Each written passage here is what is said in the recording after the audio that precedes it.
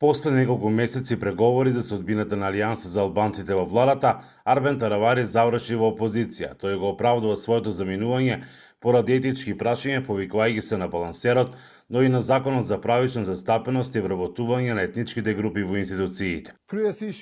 Најчесто имаше многу работи што се однесуваа на етничките прашања. Балансерот беше отцрнет, баравме закон за правична и соодветна застапеност. И ветија ноември, декември, јануари, февруари дојде мај, законот го нема никаде.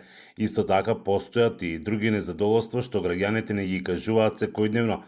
Главно станува збор за маргинализацијата на албанците во администрацијата и масовното вработување на македонци и малото учество на албанци вработени во државни институции.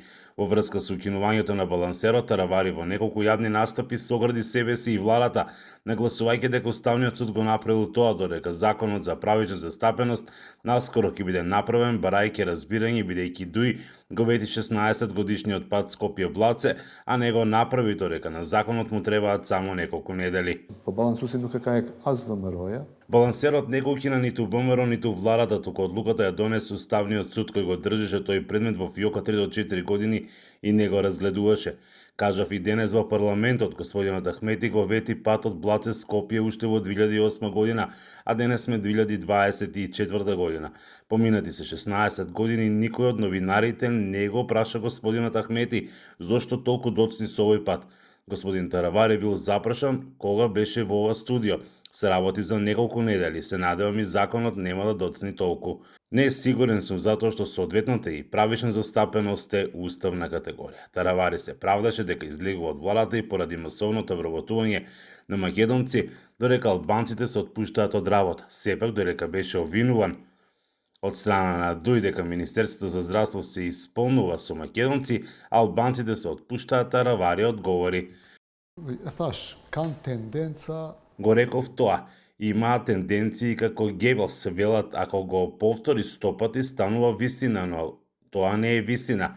Ако се отстранети 10 до 20 албанци, и тоа со договор на делови кои воопшто не доаѓаат на работа или се неодговорни во извршувањето на работата, се отстранети и македонци, не само албанци. Јас со одговорност велам само во клиничкиот центар, ако се отстранети 20, сигурно се вработени 4 пати повеќе во истиот период. Сушност, суштината на конфликтот кој кулминираше со разделба од Влена, потоа и со излегувањето од владата, е неговиот контакт со лидерот на Дуј Али Ахмети.